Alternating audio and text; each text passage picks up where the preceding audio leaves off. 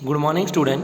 Yesterday मैंने आपको mountain region और डेजर्ट के एडेप्टेशन के बारे में आपको एक्सप्लेन किया था। Today we are learning adaptation of animals which are living grassland. Grassland में रहने वाले एनिमल्स के एडेप्टेशन के बारे में हम सीखेंगे। Lion lives in a forest or a grassland and is a strong animal that can hunt and kill animals like deer. Lion lives in a forest, तो लायंस जो होते हैं जो जंगलों में रहते हैं या तो घास वाले मैदानों में रहते हैं, and they are strong animal that can hunt and kill animals like deer. वो हिरन जैसे एनिमल्स को हंट मतलब उनका शिकार करके उनको मार सकते हैं। It is light brown in colour, उनका कलर कैसा होता है? Light brown in colour.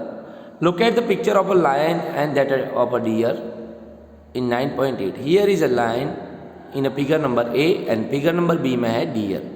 So lion Hunt करता है डियर का, मतलब डियर को किल करके लायन उसको खाता है। So how are the eyes placed in the face of for this two animals. दोनों में आइज आप देखोगे, सो लायन की आइज आगे की तरफ है, पर हिरन जैसे कि डियर की आइज साइड में है, मतलब वो पीछे की तरफ का भी देख सकता है। पीछे का जो साइड पोर्शन वो आराम से डियर देख सकता है। मतलब उसको शिकार करने जब लायन आता है तो डियर की आइज ऐसे होती है जिससे वो अपने जो शिकार करने वाला है वो जानवर को, एनिमल को देख पाए। So are they in front or on the side of a face. तो in a deer this eyes are in the side of the face. Lions have long claws in their front legs. तो lion के front legs जो होते हैं, आगे की जो पैर होते हैं, उसमें लॉन्ग क्लोज लंबे पंजे होते हैं। that can be withdrawn inside the toes, that can be withdrawn inside the toes। Toss से वो जुड़े हुए होते हैं, आगे उसके बहुत ही मजबूत पंजे होते हैं और लंबे होते हैं। Long close in their front legs that can be withdrawn inside the toes। Do the features of a lion help in any way to survive? Its light brown color helps it to hide in the dry grassland when it hunts for prey। Prey मतलब उसके शिकार, animals to eat मतलब जो उसको खाना है, जो pray उसका शिकार जो है उसको पकड़ने के लिए इसका जो ब्राउन कलर जो होता है उसको छुपने के लिए ड्राई ग्रासलैंड में हेल्पफुल होता है। So its light brown colour help in to hide in the dry grassland when it hunts for prey. The eyes in front of the face allow it to have a correct idea about the location of its prey. The eyes in front of the face, उसके face के आगे की तरफ उसकी eye जो होती है, allow it to have a correct idea about the location of its pray. उसके शिकार के बारे में उसको 100% लोकेशन सही दिखाता है। जबकि डियर में थोड़ा चेंज होता है, क्योंकि डियर किसी का शिकार नहीं करता है, पर उसको शिकार करने वाले एनिमल से उसको बचना होता है, प्रेडेटर से बचना होता है। A deer is another animal that lives in forest and grassland. So हिरन भी जो होता है वह भी फॉरेस्ट और ग्रासलैंड में रहता है। It has strong teeth for chewing hard plant stems. तो वो प्लांट के स्टेम्स को खाता है, उसका फूड है plant. So it has strong teeth for chewing hard plant stem. तो सख्त जो प्लांट के जो स्टेम होते हैं उसको खाने के लिए उसके टीथ होते हैं, एकदम स्ट्रॉन्ग होते हैं। A deer needs to know about the presence of predators. Predators मतलब animals like lion that make it their prey. Predators किसको कहते हैं? उसको खाने वाले जो एनिमल्स होते हैं, दे आर कॉल्ड प्रीडेटर्स। तो प्रीडेटर से बचने के लिए डियर में आइस की ऐसी रचना होती है जिससे उसको पता चल पाए। A deer needs to know about the presence of predator. Deer को उसके प्रीडेटर्स की प्रेजेंस की जानकारी होनी चाहिए in order to run away from them and not become their prey. तो जिससे वो रन अवे फ्रॉम दैम, उससे दूर भाग सके, and not become their prey, और उसका शिकार वो न बन जाए। It has long ear to hear movement of predators. तो डियर के ईयर भी लंबे होते हैं। It has long ear to hear movement of predators. Predators की मूवमेंट जानने के लिए उसके कान भी लंबे होते हैं, तो दूरी की आवाज़ भी वो अच्छे से सुन पाए। The eyes on the side of its head allow it to look in all direction for danger. So deer में जो आइज जो होती है on the side of its head, उसके माथे के, उसके हेड के साइड में होती है, जिससे वो साइड की डायरेक्शन में भी डेंजर, खतरा उसको पता चल पाए। So the eyes on the side of its head allow it to look in all direction for danger and the speed of the deer help them to run away from the predators, and the speed of the deer, तो deer की जो speed भी होती है, help them to run away from the predators, predator से उसको दूर भगा सके। There are many other features of a lion, lion में भी बहुत सारे फीचर्स होते हैं। अ डियर और other animals and plants that help them to survive in their habitat. There are many other features of a lion, a deer और other animals और plants that help them to survive in their habitat, उनके habitat में जिंदा रहने के लिए उनके अंदर, लायन में, डियर में, दूसरे एनिमल्स या प्लांट्स में भी ऐसे सर्वाइव करने के उसके हैबिटेट होते हैं। Now we are learning some aquatic habitats. Aquatic जब भी आए मतलब आपको समझना है पानी के अंदर बसने वाले जीव। So we are learning oceans. Oceans मतलब जो बड़ा समंदर होता है वह। We already discussed how fish are adapted to live in a sea, तो हमने आगे फिश के एडेप्टेशन के बारे में सीखा है। We already discussed how fish are adapted to live in the sea, समंदर में फिश कैसे रहती है। Many other sea animals have streamlined bodies to help them move easily in water. Many other sea animals, दूसरे भी जो दरियाई प्राणी जो जानवर जो होते हैं, Many other sea animals have streamlined bodies to help them move easily in water. तो सबकी बॉडी कैसी होती है? Streamlined body. स्ट्रीमलाइंड मतलब आगे और पीछे से पतली और बीच में से चौड़ी। तो ऐसी जो बॉडी होती है आगे पीछे से पतली, बीच में से चौड़ी, इस तरह का जो शेप होता है इसको स्ट्रीमलाइंड शेप कहते हैं। सो दूसरे भी जो समंदर के जो एनिमल्स जो होते हैं, many other sea animals have streamlined bodies to help them move easily in water, जिससे वो वाटर में इजीली मूव कर सके। There are some sea animals like squid and octopus which do not have this streamlined shape, जबकि squids में और octopus में ऐसा shape streamlined नहीं होता है। But they stay deeper in the ocean. Ocean के बहुत ही डीपर मतलब ऊंडे वाले गहरे हिस्से में वो रहते हैं। They stay deeper in the ocean. Ocean के गहरे हिस्से में रहते हैं। Near the seabed and catch any prey that moves toward them.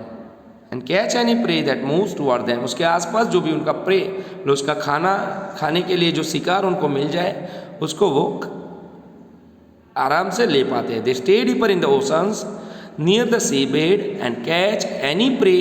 Catch any prey, कोई भी प्रे को पकड़ लेते अपने, that moves toward them. However, when they move in water, जब भी वो पानी में मूव करते हैं, they make their body shape streamlined. अपना जो शेप होते हैं उसको स्ट्रीमलाइन बना देते हैं। These animals have gills to help them use oxygen dissolved in water. So ऐसे जो एनिमल जो होते हैं have gills, तो गिल्स होते हैं to help them use oxygen dissolved in water, तो पानी में पिघले हुए ऑक्सीजन को लेने के लिए ऐसे एनिमल्स में गिल्स नाम की एक रचना होती है। So these animals have gills to help them use oxygen dissolved in water. जैसे हमारे पास नॉस्ट्रिल नोज होता है ऐसे उसके अंदर गिल्स होते हैं।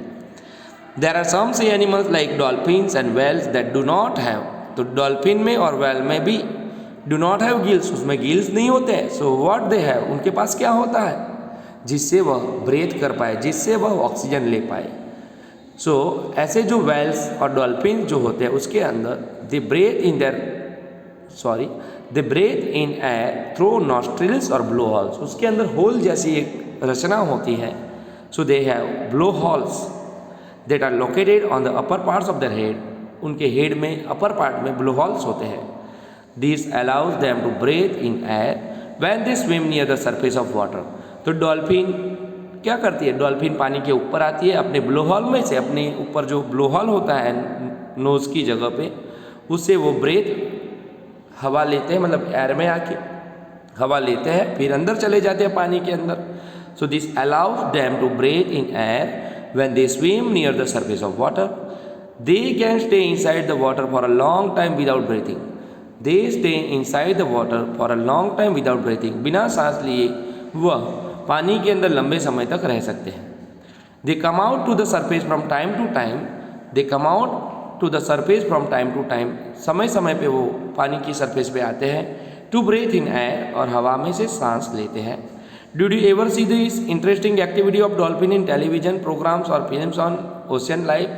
तो ओशन लाइफ, समंदर के जीवन की आपने कोई टेलीविज़न में कोई प्रोग्राम देखे हो तो आपने उसमें देखा होगा डॉल्फिन कैसे ऊंची छलांग लगा के वह ऑक्सीजन लेती है, मतलब ऐसे वह ब्रेथ करती है। Now next thing is ponds and lakes, तालाब और सरोवर। Have you seen plants growing in ponds, lakes, rivers and even some drains. तो आपने पॉन्ड्स में, लेक्स में, रिवर्स में और सम ड्रेन्स में, ऐसी जगहों में आपने प्लांट्स देखे होंगे। So go on a field trip to near by pond, आसपास में कोई पॉन्ड हो तो उसकी मुलाकात लो। If possible and try to observe the kinds of plants that are seen there, अगर पॉसिबल हो तो ऑब्जर्व करो आप वहाँ के प्लांट्स या तो एनिमल्स को। Observe the leaves, stems and roots of this plant, उसके लीव्स, स्टेम्स और रूट्स को भी आप ऑब्जर्व करो। Some of this plants have their roots fixed in the soil below the water, उसमें से बहुत सारे जो प्लांट्स होते हैं तो पानी के अंदर भी जो मिट्टी होती है उसके अंदर उनके रूट, उनके मूल जो होते हैं उसके अंदर होते हैं। In terrestrial plant, terrestrial plant में जैसे जो ज़मीनी हिस्से होते हैं which are called terrestrial plants, so roots normally play a very important role in the absorption of nutrients and water from the soil. तो जो टेरेस्ट्रियल प्लांट होते हैं उसके रूट्स जो होते हैं normally play a very important role in the absorption of nutrition and water from the soil, soil में से वो न्यूट्रिशंस एब्सॉर्ब करते हैं। जबकि एक्वेटिक प्लांट में क्या होता होगा, so however in aquatic plants roots are much reduced in size, root बहुत ही छोटे होते हैं and their main function is to hold the plant in place, और उसका मेन फंक्शन जो होता है उसको प्लेस में प्लांट को होल्ड करना, मतलब पकड़ के रखना। The stem of this plants are long, ऐसे जो एक्वेटिक प्लांट्स होते हैं उसके स्टेम्स जो होते हैं लॉन्ग होते हैं, उसके जो थर्ड जो होते हैं stems of this plant are long, hollow and light. Hollow मतलब अंदर से खाली होते हैं, लाइट मतलब वेट में बहुत ही हल्के होते हैं। The stems grow up to the surface of water, the stems grow up to the surface of water, पानी की सतह पर, पानी की सरफेस मतलब पानी की सतह पर उसके स्टेम उगते हैं, ग्रो करते हैं। While the leaves and flowers float on the surface of water, जबकि उसके पत्ते, लीव्स और फ्लावर्स जो होते हैं float on the surface of water, पानी की सतह पे वो तैरते हैं। Some aquatic plants are submerged in water, कई aquatic plant submerged in water, पानी में पूरे डूबे हुए होते हैं, पूरे के पूरे पानी में अंदर होते हैं। All parts of the such plants are under water, उसके सब प्लांट के जो पार्ट होते हैं पूरे पानी के अंदर होते हैं। Some of this plants have narrow and thin ribbon like leaves, उसके जो लीव्स होते हैं नैरो मतलब बहुत ही संकड़े, एंड थिन बहुत ही पतले, रिबन लाइक के पत्ते होते हैं, रिबन जैसे पत्ते होते हैं। So some of this plants have narrow and thin ribbon like leaves, this can bend in the flowing water, यह फ्लोइंग वाटर में बैंड हो जाते हैं। इन सम सबमर्ज प्लांट, जो पानी के अंदर पूरे डूबे हुए प्लांट जो होते हैं, leaves are often highly divided, उसके पौधे जो होते हैं, उसके पौधे जो होते हैं हाईली डिवाइडेड, बहुत ही बटे हुए होते हैं। Through with the water can easily flow without damaging them, through with the water can easily flow, इसकी वजह से पानी ईजिली फ्लो हो सकता है विदाउट डैमेजिंग दैम, तो उसके जो पौधे जो होते हैं, लीव्स होते हैं, उसको डैमेज किए बिना पानी उसमें से आगे जा सकता है। Frog usually live in pond, तो फ्रॉग्स, मेंढक जो होते हैं usually live in ponds, ponds के अंदर तालाब में रहते हैं। Frogs can stay both inside the water as well as move on land, तो फ्रॉग्स जो होते हैं पानी के अंदर भी रह सकते हैं और लैंड मतलब ज़मीन के ऊपर भी रह सकते हैं। They have strong back legs, they have strong back legs, उसके पीछे के लेग्स होते हैं बहुत ही स्ट्रॉन्ग होते हैं। That help them in leaping and catching there pray, उसकी वजह से वो leaping and catching there pray, अच्छे कूदका भी लगा सकते हैं अपने प्रे को, मतलब जो उसका खाना होता है उसको इजीली कैच भी कर सकते हैं। They have webbed feet which help them swim in water, उनके पैर भी जो होते हैं, उसके फीट जो होते हैं वेब्ड मतलब जुड़े हुए होते हैं, which help them swim in water, जिसकी वजह से वो अच्छे से पानी के अंदर तैर सकते हैं। We have discussed only a few common animals and plants compared to the wide variety that live in different habitats. तो हमने सिर्फ few common animals, थोड़े ही animals और थोड़े ही plants के बारे में, different habitats के बारे में जाना। You may have also noticed the very wide variety in plants around you. आपने आपके आसपास बहुत सारी variety के plants के बारे में जाना होगा। When you prepared a herbarium as part of you suggested activities in chapter 7, chapter 7 की activity आपने देखी होगी। Imagine the kind of variety that you could see in a herbarium of leaves of plants for all region of the earth. तो आप ऐसे बहुत तरह के plants और animals के बारे में, अर्थ के ऊपर उगे हुए होते उसके बारे में आप समझ सकते हो, इमेजिन मतलब कल्पना कर सकते हो। सो आज हम यहाँ तक समझेंगे। Now next topic characteristics of organism के बारे में हम नेक्स्ट टॉपिक में, नेक्स्ट लेक्चर में समझेंगे। Thank you all of you.